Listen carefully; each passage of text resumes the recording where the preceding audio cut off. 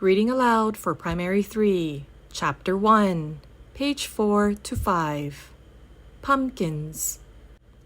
Pumpkins are healthy food, round in shape with smooth, slightly ribbed skin and are deep yellow to orange color. They have a thick shell with seeds and pulp inside. Pumpkins grow on vines in the soil. Pumpkins are grown all around the world. The Antarctica is the only continent where pumpkins cannot grow. The United States, Canada, Mexico, India, and China are some of the biggest producers of pumpkins. There are many uses for pumpkins. They can be used to make soup and pies. Pumpkins are very popular at Halloween and Thanksgiving. Scientifically, pumpkins are fruits because they have seeds. However, in cooking, people often refer to pumpkins as vegetables. Pumpkins can be baked, roasted, steamed, or boiled. People also use pumpkins as ornaments, especially at Halloween. People like to carve scary faces using the shell of the pumpkins. They place candles inside the shell and use the pumpkins as lanterns. Farmers also use pumpkins to make the heads of scarecrows. Scarecrows help to scare birds away from fields of crops. Reading Aloud for Primary 3, Chapter 2, page 6 to 7. Self-control. Self-control is keeping your emotions in check. It's balancing your wants and your needs. It's being mature. There are many ways to show self-control. Jackie had a temper. Little things made her angry. She tried really hard to control it. Her teacher showed her how to count to 10 before saying something when she got angry. It saved her from saying a lot of unkind things that she really didn't mean. Jackie was learning self-control. Henry loved to eat sweet stuff. His mom didn't let him have too much, though. He only got to eat cookies and cake on rare occasions, so when he got some, he ate it slowly. He saved some for the next day and the next. He didn't want to eat it all at once or it'd be gone. Henry had self-control. How do you show self-control? Reading Aloud for Primary 3, Chapter 3, page 8 to 9. A glass of milk.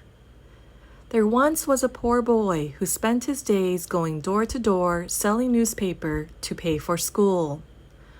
One day, as he was walking his route, he started feeling low and weak.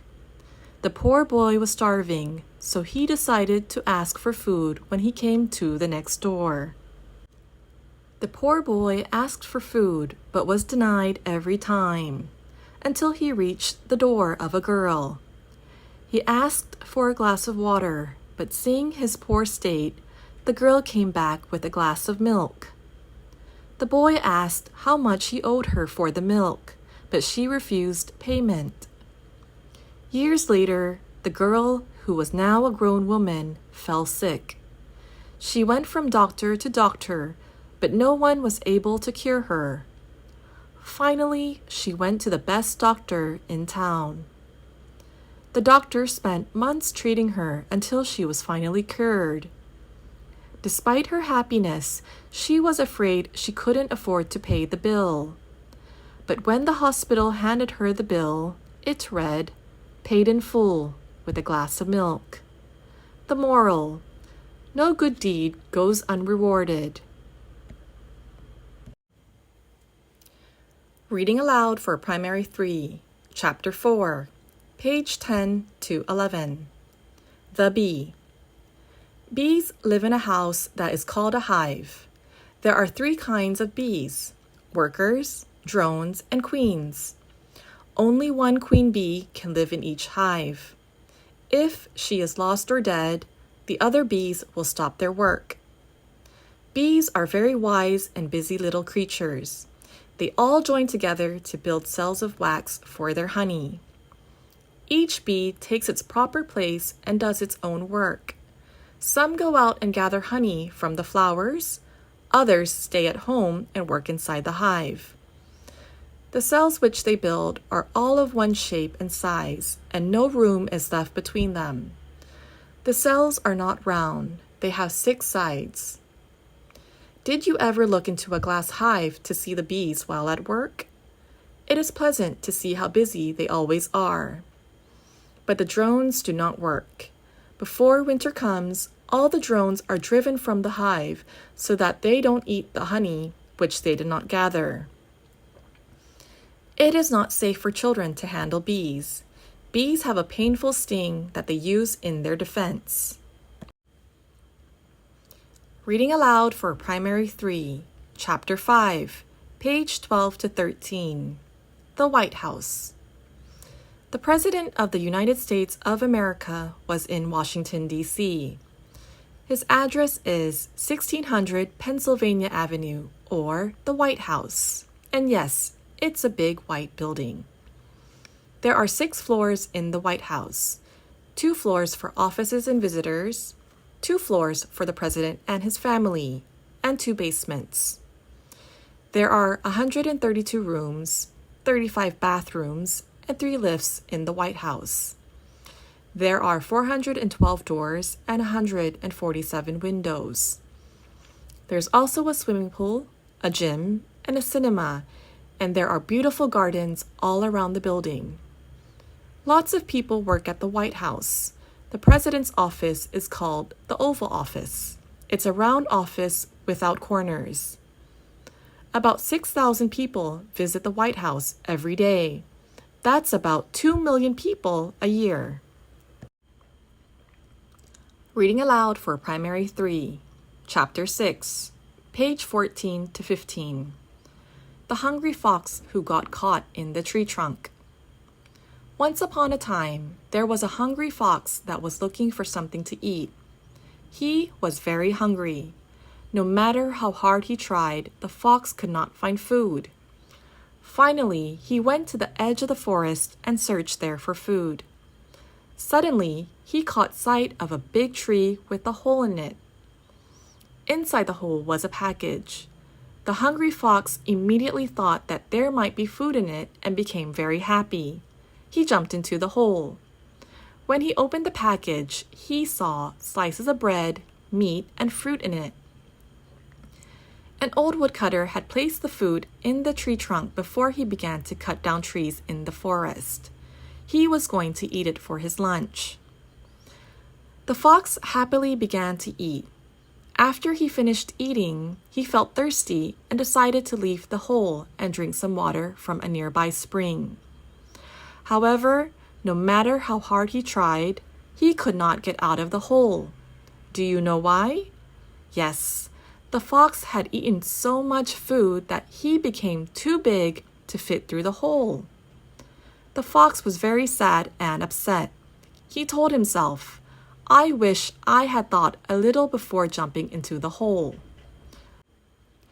Moral: if you are too greedy, you can get trapped as well.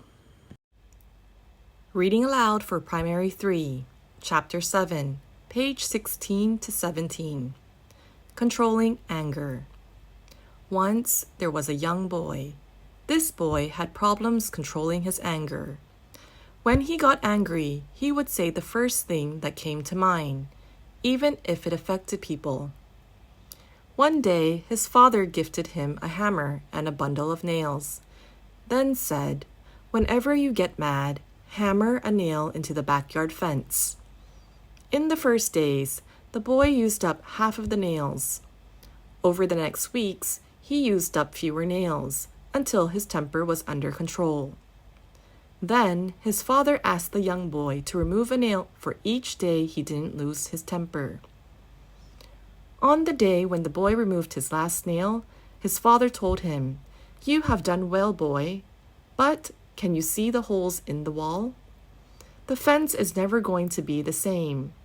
Likewise, when you say mean things in anger, you'll leave a scar."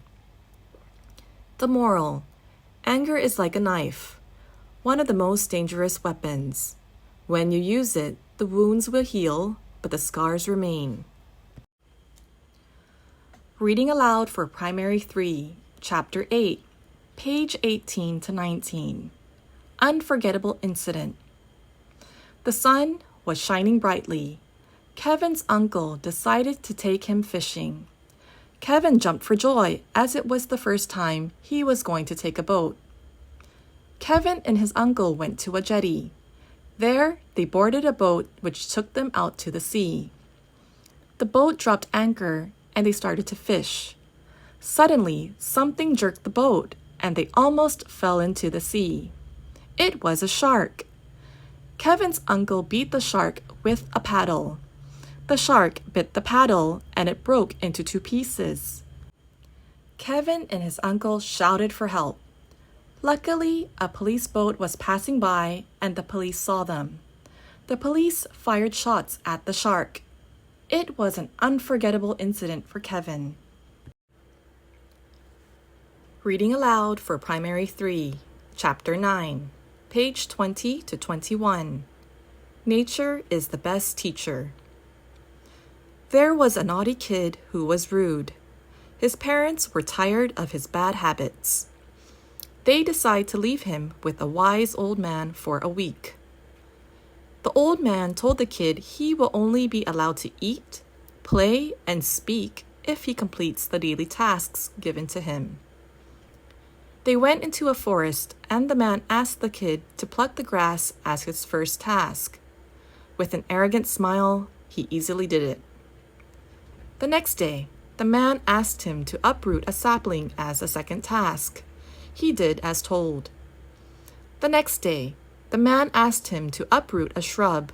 With much struggle, he was able to complete the task. Last day, the man wanted the kid to uproot a fully grown tree. The kid looked at the tree and said, "I can't even try. It is so big. This is impossible." The old man replied, "Exactly, my dear. Same is true for your bad habits. If you let them grow, they become difficult to remove." Reading aloud for Primary 3, Chapter 10, page 22 to 23. How to make a fire. Long ago, caveman rubbed 2 dry sticks together very fast. The sticks became hot and started to burn. The caveman blew on the wood and it became a flame. Another way to make a fire is by using sparks. When a hammer hits a nail, sometimes sparks would come out. Caveman made sparks by striking a piece of flint against a lump of hard rock. Then they held some dry grass to the sparks to make a flame. Today, we use matches. It is an easier way to make a flame. We do this by striking the ends of small strips of wood against the rough surface on a matchbox.